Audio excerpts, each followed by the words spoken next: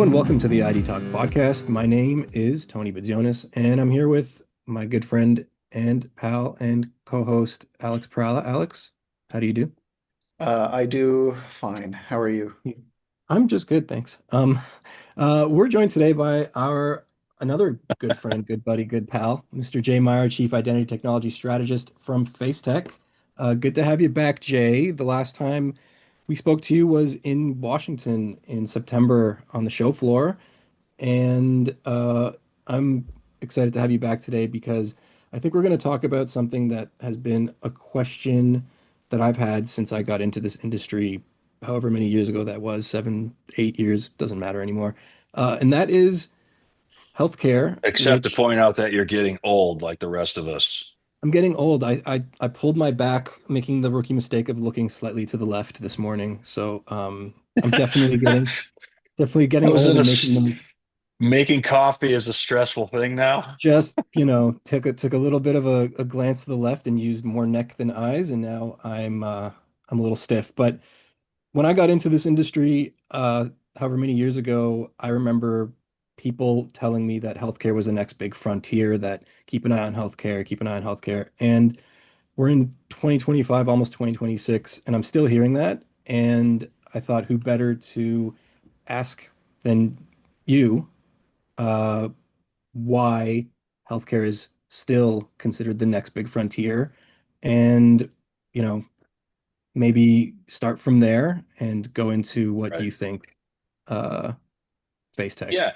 can do. Well, you know, I like to talk about this stuff in so we know that biometrics and credentialing, which are is a cryptography, biometrics, smart cards, chips like a NFC chip or whatever.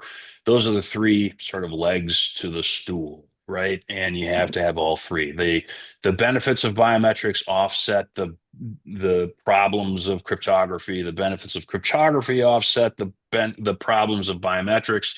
They're symbiotic, right?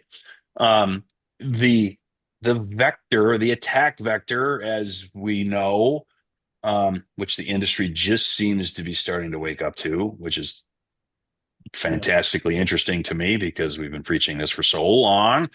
Um, the attack vector is a valid credential that represents privileges that gets passed to somebody that's not authorized to use it, right? That's the vector. And it doesn't matter what industry vertical you are in. So we hear, sales guys and whoever else saying, well, we have the best, defense in healthcare. We have the best defense in finance and banking. We have the best defense in international travel. It's all the same crap.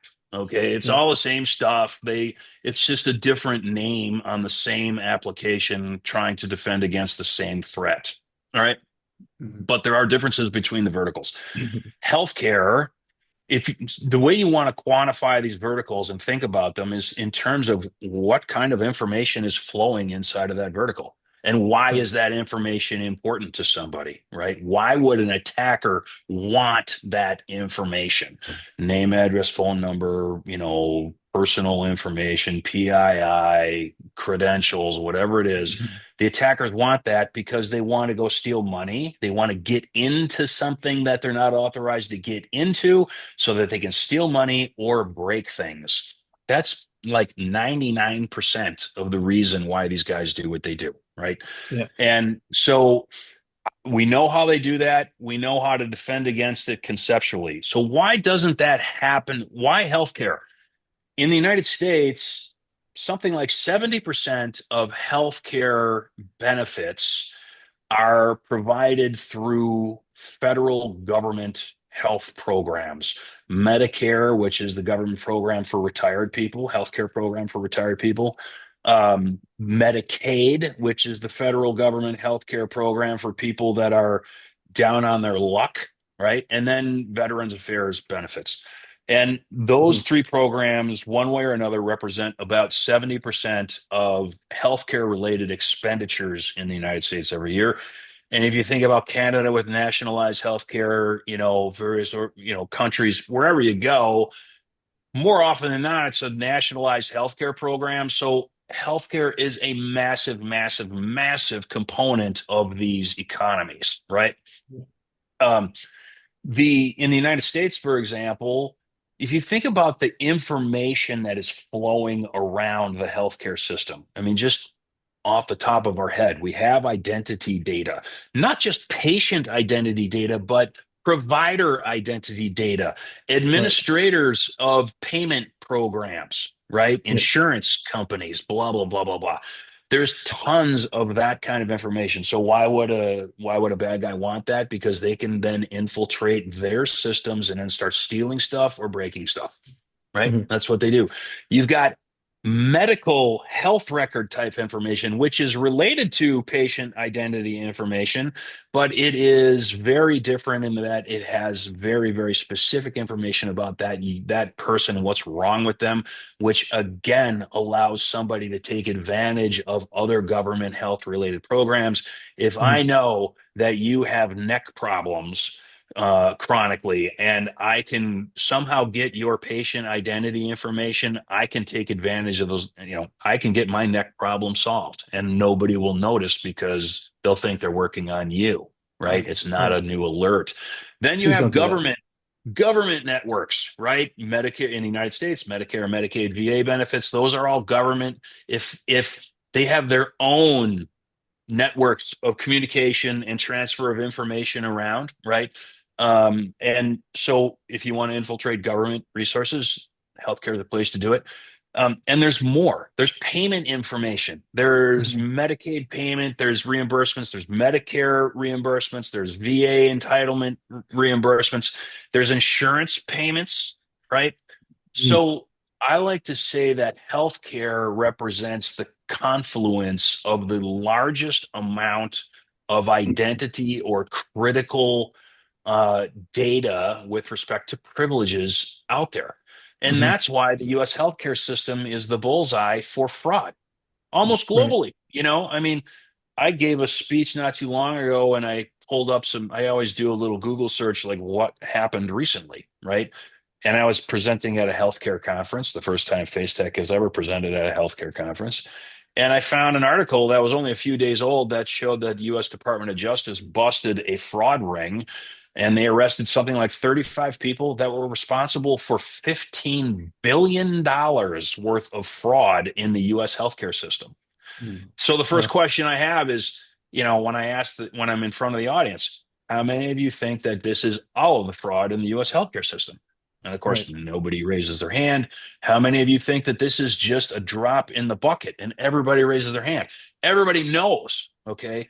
So you'd think that the healthcare industry would get their what together and try and solve this problem, but they've been thinking about the problem the same way everybody else did. Oh, yeah, I need Right. to have better cryptography. Oh, we need to have better data signature analysis, so we can, like, security information and event management, antivirus garbage, right? Yeah. If we can just tell that this is an anomaly, then we can stop it before it happens. Well, you can't when you're talking about identity related stuff because the systems don't notice when a perfectly valid credential is trying to access privileges that person is entitled to.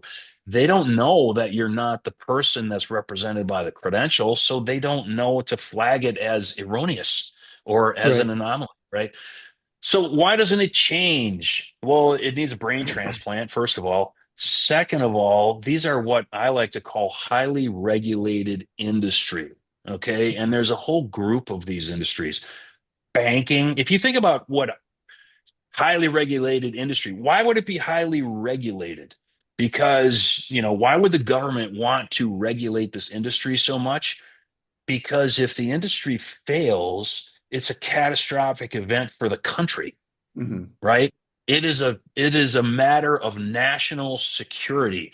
We all know what happens when the US banking system goes down. Just look Hmm. back into 2010. Why did the government bail out 19 of the 20 biggest banks in the world? Because they were all about to go bankrupt. And if they did that, nobody's credit card would work, nobody's debit card would work, nobody's checks would clear. The whole country would just stop. Mhm. And that would lead to chaos and anarchy in the streets. right? Literally. So when Yep. we're talking about industries that are of national security interest, not just war national security, but economic national security, health national security, those types of things. The government gets involved in a big way to regulate them. So what does that do? It makes it hard for the industry to change, right? Right. I don't know if you're aware of HIPAA in the United States, but it's the Health Information Privacy and Portability Act of like 2001 or Yeah. something like that. It basically means that your personal information, your health related information, including your identity and health record information, needs to be portable and it needs to be private and guarded. Okay. Right. And so, you have in the United States, we have to sign all these acknowledgments that, yeah, I understand that my data will be protected by this doctor's office and only certain people can look at it, blah, blah, blah, blah, blah. Well, guess what? That's an access control negotiation, right? If only Right. certain people can look at only certain people's health records, that means you need to know who those people are before they're allowed to see it. Okay. Right. Because it's highly regulated, the government says how and when this stuff has to happen. They have qualifiers about these things, right? So it's very slow. You have to get the government to change in order to change the regulations, in order to open up new opportunities to install better technologies. That's one reason. The Right. second reason, because healthcare is such a massive, massive industry in the United States, and I presume elsewhere. I think it's something like 35% of US GDP is related to healthcare. Okay. It's Wow. like a third of our economy. And that, you know, whether that implies something about the ridiculous way that the US healthcare system works or not, I don't know. But facts are facts. It's a big Yeah. piece of the economy, right? What that means is that there are lots and lots of very, very big companies in this industry. And big companies, I don't care what anybody says, but the speed of business, IBM used to advertise we're moving at the speed of business. That's a bunch of nonsense. Business moves slowly because they have to evaluate this new technology proposal. They have to evaluate the old one to determine if it's something they actually want to pull the plug on. And what happens if you think about what have we been saying forever? This problem has been going on for decades. It's the Mhm. same vector, it's the same problem, and nobody's been able to solve it. Okay. Well, your resident economist and Wall Street guy will point out to you that that means that these organizations have spent billions, tens of billions, hundreds of billions of dollars on crap that doesn't solve the problem. Right. Okay. Mhm. But if you go to the board of directors and you ask them, why are you spending billions of dollars on crap that doesn't solve the problem? They're going to ask the person that recommended that they do it in the senior management team. They're going to go to the chief financial officer, the CEO, the whoever, chief technology officer, the CISO, and they're going to say, how come we're spending all this money on crap that doesn't work? And they're going to say, Mhm. what do you mean it doesn't work? It's the greatest technology ever. Because if they admit that it didn't work, it means that they failed at their job and they should be replaced. Okay. So nobody wants to acknowledge that what they invested billions of dollars in is garbage because their career would be over. Right. Right. Same thing with government. Right. Yeah. So this all moves at tectonic speeds, very, very slow. If you can get in, I mean, and things seem to be changing. So we Yeah. think there's a great opportunity for us there. But So that's does that what, answer your question? Yeah. yeah, I mean, that's sort of like reinforces what we've kind of been feeling over these last several years is that um, it is not all that healthcare being it is not all that different than the other verticals, as you put it. And like you've been posting a lot, you always post quite a bit, but you've been posting a lot lately on LinkedIn about threat You saying that vectors. I talk too much? No, that's not technically talking, that's typing. Um,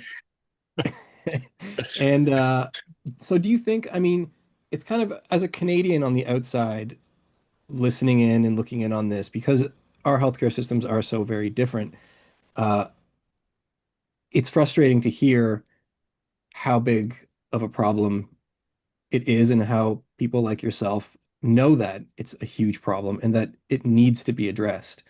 But Mhm. if a government oversight is a thing, if these huge corporations spending tens of billions of dollars on the wrong type of security as a thing, and nobody's The really wrong crap. The right word is the crap. wrong crap, the wrong crap. Sorry.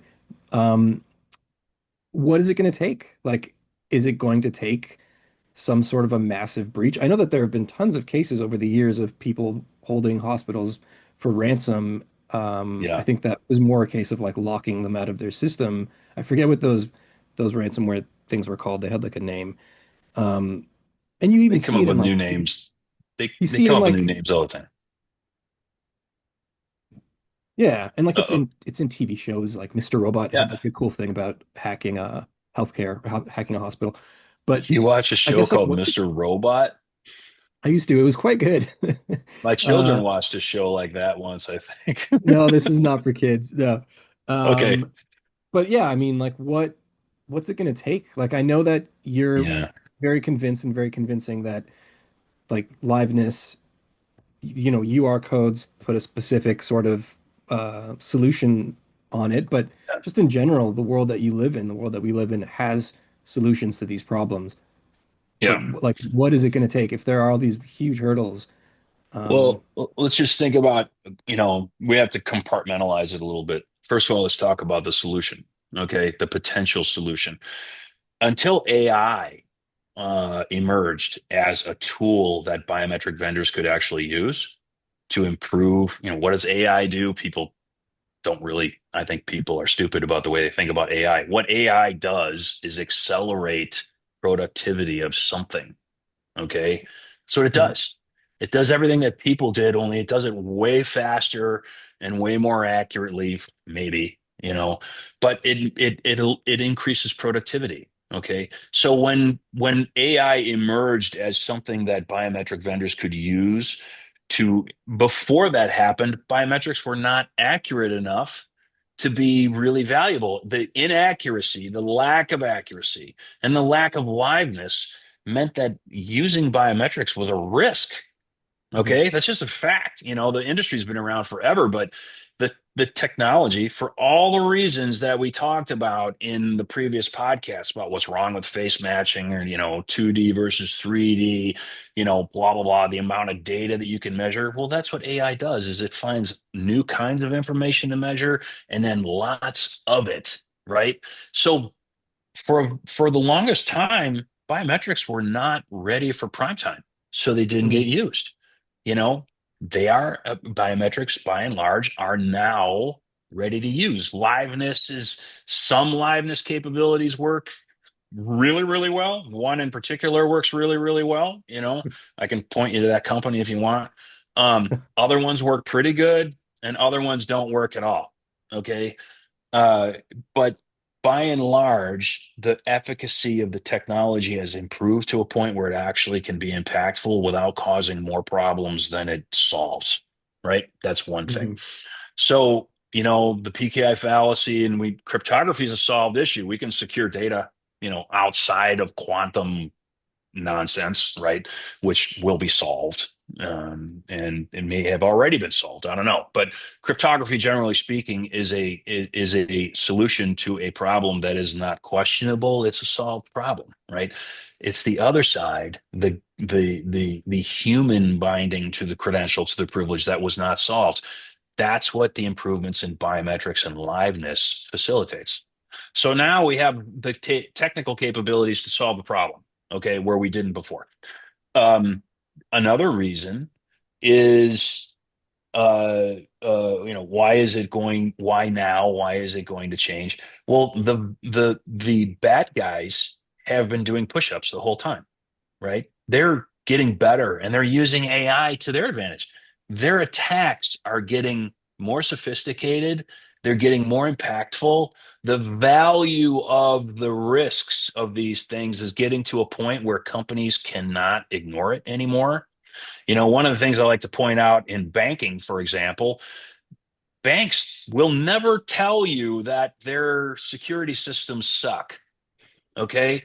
Because if they did, no one would want to bank there Mhm. because it means that the bank is Swiss cheese and it represents a risk. So banks will never mhm, say that their stuff is insecure. Okay. But even if even it doesn't really matter to banks because they have these line items in their P&L that says that they can deduct the cost of the frauds against their profits.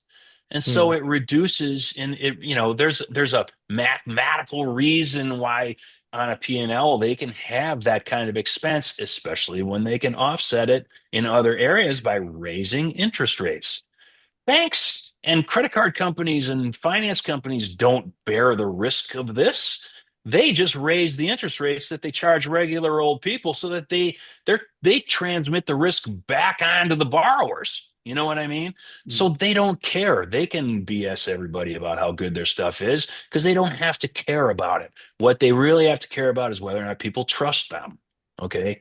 Yeah. So um why now? Well, the value of the frauds, the value of the attacks are now getting to the point where it is a big, big problem. Okay. They can't ignore this anymore. They can't sweep it under the rug anymore. All right. And on top of that, it is, it's sort of a I don't know if it would be a positive feedback loop or a negative feedback loop, depending on your perspective. From the consumer perspective, it's a positive feedback loop. Okay. The value of the frauds are getting so bad and the losses are getting so big that the companies can't ignore it. And what that means is that governments and regulators in highly regulated industry are starting to notice and they're starting to ask questions like, how is it that you guys are so vulnerable to these things? You Yeah. actually are just you know you're forcing people to eat losses that you should be eating, right? So regulations are coming down about how these organizations have to solve for these problems. They are specifically identifying these problems in new laws and regulations such that the organizations have to certify that they are prepared for these attacks, right? They can't Mhm. sweep it under the rug anymore.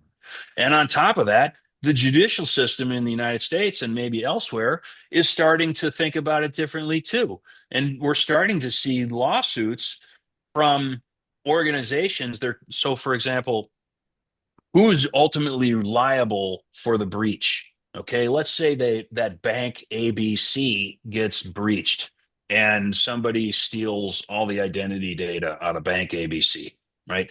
They take that identity data and they go to healthcare system XYZ, all right, and they start using that identity data to fraudulently capture health services. And then the health system gets stuck for the bill. Mhm. Okay. Mhm. So who's responsible for that fraud? Is the health system responsible for that? Or is Bank ABC somewhat liable because they did not protect the identity data enough, such that it effectively enabled the fraud that was perpetrated against a different company? So what that means is that the courts are starting to recognize that the liability doesn't start and end with the company that got breach, the secondary breach, it starts with the primary breach, which is the source of Mhm. the identity data. Okay. So healthcare system XYZ can now sue bank ABC for liability related to the breach of bank ABC that facilitated the fraud at healthcare XYZ. Mhm. Does that make sense? Yeah, so it's like these structural changes are happening. Like regulations are changing, it sounds like, and then you've got judicial developments that are opening a legal avenue, right? Well, I don't like the way you say that because it makes it sound like I just talk too much and I talk around, but No, no, that it's that good. is a very concise way of saying what it took me 10 minutes to say. You're right. I've got an algorithm running while you're talking that is trying to distill everything down. Is that algorithm named after me? Because how to interpret Meyer's gibberish? No, no, So, but you're right. you put it really clearly. Yeah.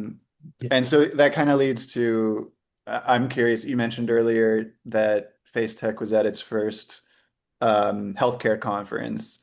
And so Mhm. like with these changes underway in kind of the big picture, what kind of feedback did you get there? Like what did it look like to you Oh, speaking to people? well, we went to a conference that was sponsored by an organization that's basically a standards group. that their goal is to facilitate the secure and efficient standardization of um, messaging in the healthcare industry. Okay, so part of the regulations say that healthcare payers and providers have to communicate with each other in a very, very secure way. All right, so that that information can't be stolen by somebody else, right? Which is an interesting subject because again, that's all about cryptography, right? We know cryptography is a solved problem. So these guys say, I go to the conference. What I did at the conference, what we did at the conference was talk about the difference between binding data and devices and binding people and privileges and credentials. Okay.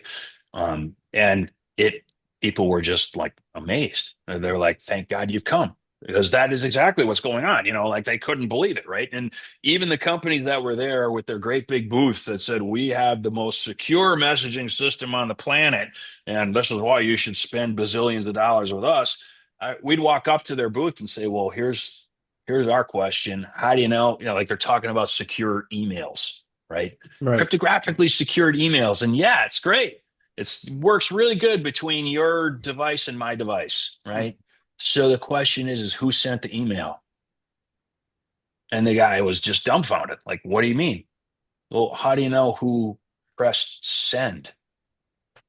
Well, I don't understand. Well, emails, somebody types them and then they press send and then it goes into your secure messaging system. And then somebody on the other end reads it, right? So the security happens in between, but what happens between the human being and the device? How do you know who sent it and how do you know who received it and read it? And how do you know who didn't? Right? And they're like, oh my God. So it was like a wow moment, for a lot of people there. And, if you think about it, like the UR code, what does the UR code do? It creates a binding between verified identity data, a physical human being, okay, and in a way that we can know that this person is exactly who the identity they are, the person described by the verified identity data, right? So that means you can lock them into privileges to see health records or whatever it is. So the UR code fits perfectly in that scenario. How do you know who's sending the email? Well, we can give the proper UR code with the right entitlement to the two people in the administrative staff that are allowed to send that email, right? Uh, the doctor, there's a thing called EPCS, the Electronic Prescription of Controlled Substances. It's a regulation in the United States that's been around since about 2013 that says that it really was in response to the OxyContin, disaster, the addiction disaster, because we've got people that are trying to get as much oxy as they can because it's basically heroin. Okay. And so doctors, we don't, when there's something that is very valuable, like heroin addiction, there's money to be made, illegally.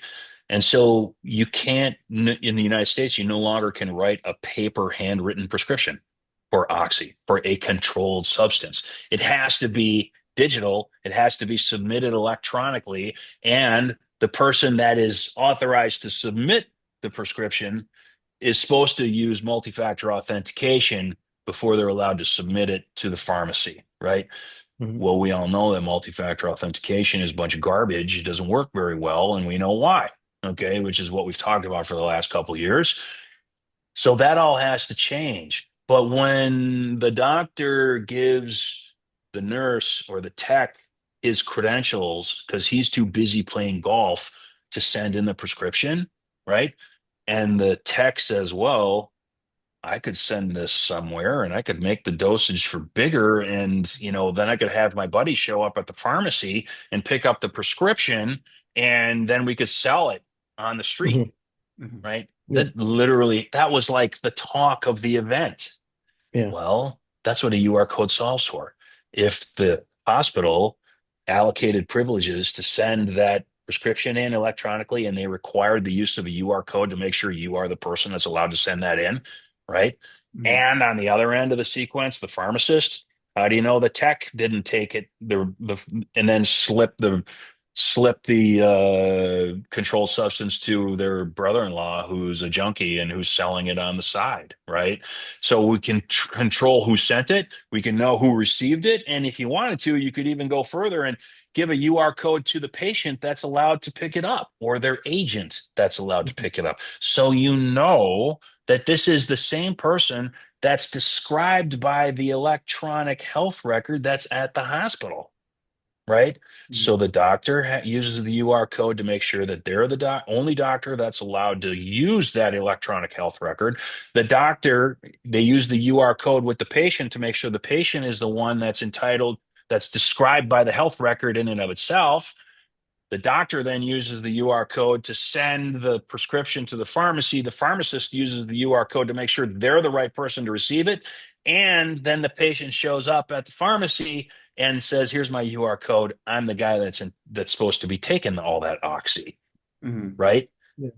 We're starting to close these vulnerabilities in identity that is where the fraud exists.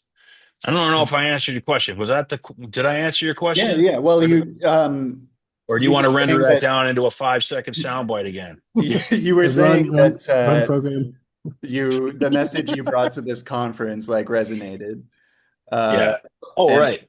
like it's like people understood what you were talking about with the Well, I'll U. tell you a story. I was talking with a person who she was a former deputy secretary of the U.S. Health and Human Services Agency.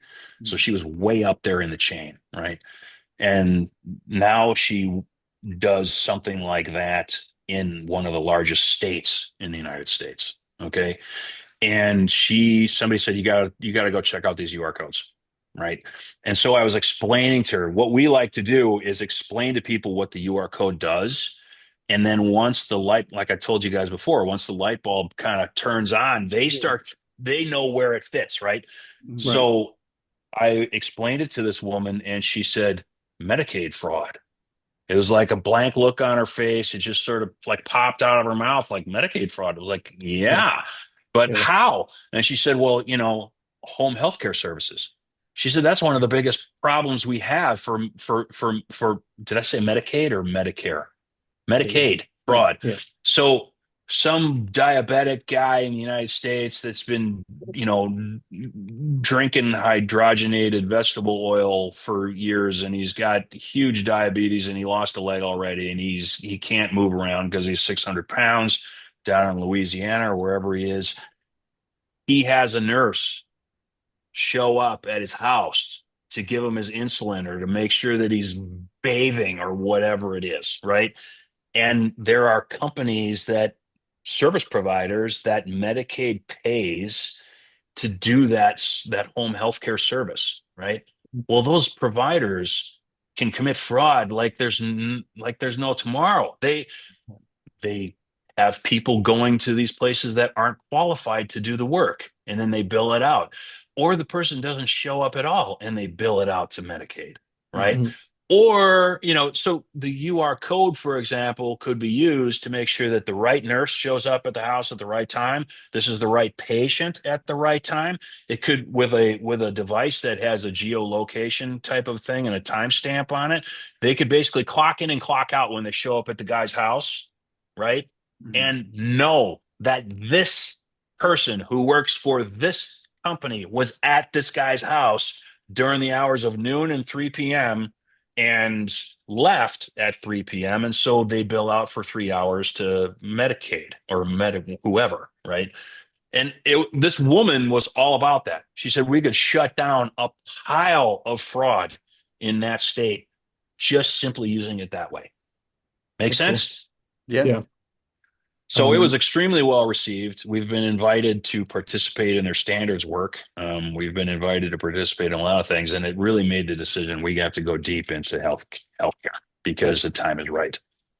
Yeah, Well, I'm glad to hear that you're making inroads finally. Like Tony said, we've been covering this space for a while, waiting for something to crack, or some way to crowbar in, and it sounds like you're doing it. So, especially now, like with so many boomers increasingly needing healthcare, I think it's probably like of growing importance. Tony obviously is getting older; he's got some issues. So, happening. It's finally happening. it's great that FaceTech is making it. All that heavy metal head banging that he did when he was younger, and his neck is gone now. He's got arthritis so bad in his neck. I I can't told party him like it's I gonna used catch to. up with you. It's gonna catch Yeah, up with you, Tony. I'll never stop partying though, you guys.